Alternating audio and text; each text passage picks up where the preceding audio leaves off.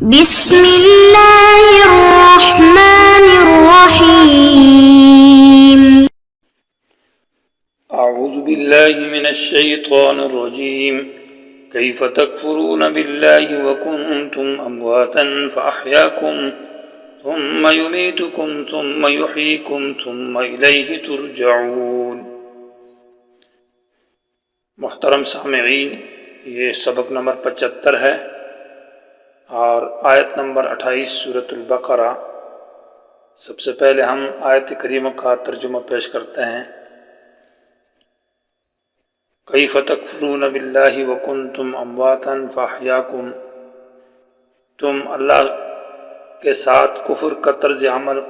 آخر کیسے اختیار کر لیتے ہو حالانکہ تم بے جان تھے؟ اسی نے تمہیں زندگی بخشی، پھر وہی تمہیں موت دے گا، پھر وہی تم کو دوبارہ زندہ کرے گا اور پھر تم اسی کے پاس لوٹ کر جاؤ گے۔ آیت کا عنوان ہے کہ دوبارہ دعوی توحید کے اوپر دلیل ذکر کی جا رہی۔ تو 4 نعمتوں کا ذکر ہے، یعنی تذکیر بالنعم الاربعۃ العامہ، 4 بڑی نعمتیں۔ ان میں پہلی نعمت کا بیان ہے جو کہ حیات جیسی عظیم زندگی، یعنی حیات دنیا کے اندر جو اللہ تبارک و تعالیٰ نے جو تمہیں زندگی دی ہے، یہ ایک عظیم نعمت ہے اور عظیم انعام ہے۔ اس کا تقاضا یہ ہے کہ عبادت صرف اللہ کی جائے۔ تو ما قبل کے ساتھ ربط یہ ہے کہ دعوت توحید دلائل عقلیہ کے ساتھ اثبات و صدق الرسول والقرآن ذکر کیا، اور تخفیف اور بشارت اور جواب الشبہہ ان اللہ لا یستحی، اور اس کے بعد بیان حکمت المثال، اور پھر آثار مرتبہ علی المثال کے اوپر یضل بہ ویہدی بہ کثیرہ کا بیان، اور معترضین کے معائب ذکر کیے۔ اب یہاں سے توحید کے اوپر دلائل ہیں، تو ان دلائل میں سے 4 جو بڑے دلائل ہیں ان کا ذکر استدلال عقلی ہے عبودو کے مسئلے پر۔ ماقبل قریب آیت کے ساتھ ربط یہ ہے کہ ماقبل میں معترضین یعنی کفار کا حال ذکر کیا، تو ان کا حال ذکر کرنے کے بعد دوبارہ ان کو عار دلایا جا رہا ہے، یعنی توبیخ اور عار اور شرم دلایا جا رہا ہے کہ دلائل توحید موجود ہیں، پھر آپ کیوں انکار کرتے ہیں؟ باوجود بہذه الاحوال المذکورہ، کہ ان احوال جو ماقبل میں ذکر آیت کے اندر، ان کے باوجود تم پھر کیوں انکار کرتے ہو؟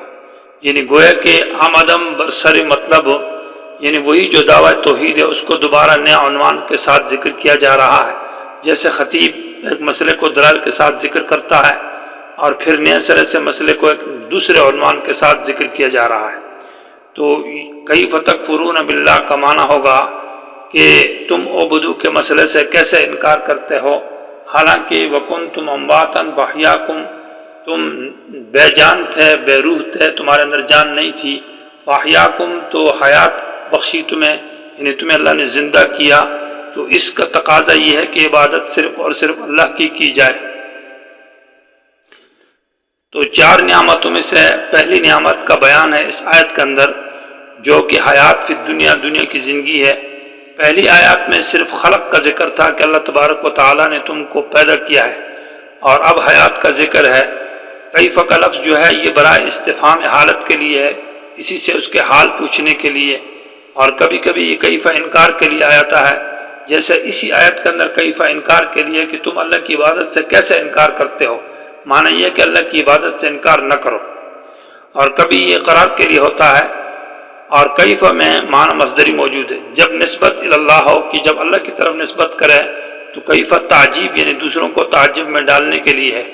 اور جب بندے کی طرف نسبت ہو تو تعجب یعنی خود تعجب پیدا کرنے کا مقصد ہوتا ہے۔ کیف تکفرون کے بعد جو لفظ با ہے یہ با مصاحبت کے لیے ہے، اور اس با مصاحبت کا یہ معنی ہے کہ تم اللہ کی توحید کے انکار کے ساتھ ساتھ یعنی شرک بھی کرتے ہو اور کفر بھی کرتے ہو، یعنی با کا معنی یہ ہوگا کہ توحید سے انکار کے ساتھ اور بھی کئی گناہ تمہارے اندر موجود ہیں۔ تو معنی ہوگا کیف تکفرون، کیسا انکار کرتے ہو، باللہ معنی بعبادت اللہ، اللہ کی توحید سے، اور ساتھ شرک کرتے ہو، اور ساتھ بقیہ کفر کرتے ہو، وَكُنْتُمْ أَمْوَاتًا، حالانکہ تم بے جان تھے، فَأَحْيَاكُمْ، اللہ نے تمہیں حیات یعنی زندہ کیا ہے۔ امواتن وہ حالیہ ہے وکنتم کے اندر، اور اموات جمع ہے میت کی یا میتن کی، میت بالتشدید یا میتن بالتخفیف بغیر شد کے، اس کی جمع اموات بھی آتی ہے اور موتا بھی آتی ہے۔ لفظ موت بہت سارے معنوں میں قرآن میں استعمال ہے، یہاں جو ہے وہ عدم سابق یعنی نش کو کہتے ہیں، یعنی روح کا نہ ہونا یا تمہارا نہ ہونا پہلے عدم، اس کو یعنی موت اور حیات میں تقابل تضاد ہے۔ حیات کہتے ہیں کسی ہونا وجود، اور موت کہتے ہیں نہ ہونا عدم، یا یہ کہ مقابلہ عدم والملکہ کا ہے کہ ایک چیز کے اندر روح نہیں ہے اور وہاں روح آ جائے۔ اور موت کا معنی ہے جو موت عقابی یعنی سزا کے طور پر کسی کو مار دینا، جیسے بنی اسرائیل کے اندر اس آیت میں موت عقابی کا بعد میں ذکر ہے۔ موت اعجازی معجزہ ہے جو حضرت عزیر علیہ السلام کے اوپر موت آئی، موت بمعنی شہادت کے بھی ہے، اور اسباب الموت کو بھی موت کہتے ہیں، جیسے کہ وَيَأْتِيهِ الْمَوْتُ مِنْ كُلِّ مَكَانٍ سورہ ابراہیم کے اندر ہے، اور موت روحانی کو بھی کہتے ہیں یعنی روح انسان کا مر جائے، اور موت بمعنی جہالت کے بھی ہے، جیسے کہ أَفَمَنْ كَانَ مَيِّتًا فَأَحْيَيْنَاهُ سورہ اعراف کے اندر ہے۔ اور موت بمعنی قوت نباتی یعنی سبزے کا نہ ہونا، زمین کا خشک ہو جانا، جیسے کہ وَأَحْيَاكُمْ مِنْ بَعْدِ مَوْتِهَا زمین کے خشک ہو جانے کے بعد ہے۔ کفر کو بھی موت کہا ہے، اور موت تمثیلی بھی ہے، اور موت حقیقی کا معنی ہے جو حقیقت میں موت ہے، انفکاک الروح من الجسد، کہ روح کا جسم سے نکل جانا۔ تو بے جان ہونا، یہاں کنتم امواتن کے دو معنی کیے جائیں گے کہ تم نیست تھے یعنی نہ تھے، فاحیاکم اللہ نے تمہیں وجود دیا، یا یہ کنتم امواتن کا معنی ہے تم بے جان یعنی بے ساہ بے روح تھے، فاحیاکم اللہ نے تمہارے اندر روح ڈالی، یہ معنی ثانی زیادہ راجی ہوگا۔ احیاکم یہ مشتق حیات سے، احیاکم یہ مشتق حیات سے، اور حیات کا حقیقی معنی حیات حقیقیہ یعنی روح بدن کے اندر ڈالنے کو کہتے ہیں، جو 4 مہینے کے بعد ڈالا جاتا ہے، جیسے فقدرنا فنعم القادرون۔ تو تمام تر قوتیں موجود ہو جاتی ہیں، دیکھنا سننا، اور یہ عظیم نعمت ہے، اور اسی کا ذکر ہے کہ فاحیاکم اللہ نے تمہارے جسم میں روح ڈالا 4 مہینے کے بعد، اور ساتھ دیکھنے اور سننے اور ہر چیز کی طاقت دے دی۔ اس میں رد ہے داریوں کے اوپر کہ انسان خود بخود آیا ہے، خود بخود نہیں ہے بلکہ اللہ نے اس کو زندہ کیا ہے۔ حیات قوت عقلہ کو بھی کہتے ہیں، قوت نباتاتی سبزے کو بھی کہتے ہیں، اور حیات اخروی ابدی کو بھی حیات کہتے ہیں، اور نفس لذت اور مزے کو بھی حیات کہتے ہیں۔ اور اللہ تعالیٰ کی صفت بھی حیات لیکن بلا تشبیہ و تمثیل اور تعویل کے ہے۔ اور حیات برزخیہ جو قبر حیات فی القبر ہے حکماً، اس کو بھی حیات کہتے ہیں۔ ثم یمیتکم کا معنی ہے پھر حقیقی معنی کہ پھر اللہ تمہیں موت دے گا، یعنی تمہیں مار دے گا دنیا کے بعد اور قبر میں چلے جاؤ گے۔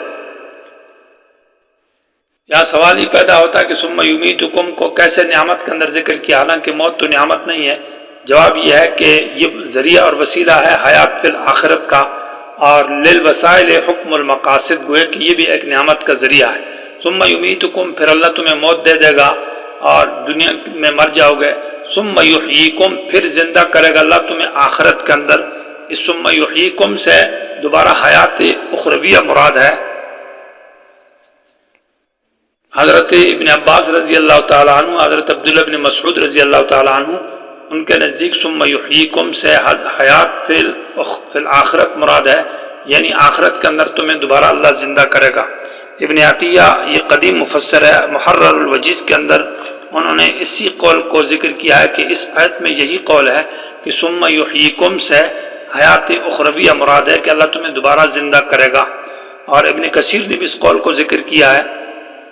تو ثم الیہ ترجعون پھر تم کو خاص اللہ کی طرف لٹائے جاؤ گے حساب اور جزا کے لیے، کہ تاکہ تم اللہ تعالیٰ تمہیں سزا اور جزا دے۔ تو یہ اللہ تعالیٰ کی نعمت عظیمہ کا ذکر ہے جو کہ حیات ہے۔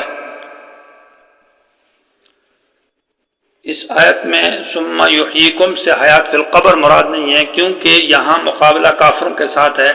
جو کہ آخرت کی حیات کے منکر تھے، اور وہ حیات حقیقیہ ہے، اور حیات فی القبر جو ہے وہ حیات حقیقیہ نہیں ہے کہ حیات حقیقیہ بمعنی ایک کی روح جسد کے اندر ہو اور انسان جیسے دنیا کے اندر ہے، کھاتا پیتا چلتا پھرتا ہے، وہاں تعلق جو ہے نا بالاتصال اور ادخال نہیں ہے۔ مشکلات القرآن کے اندر علامہ شاہ انور شاہ کاشمیری رحمہ اللہ نے لکھا ہے کہ تحقیق آنس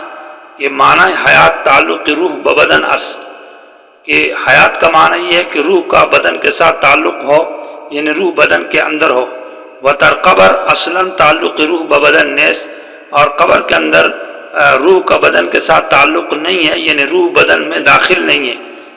دخول مراد ہے، یعنی داخل نہیں ہے۔ ابن قدامہ مقدوسی مختصر، ان کی کتاب مختصر منہاج القاصدین میں صفحہ نمبر 434 کے اندر لکھتے ہیں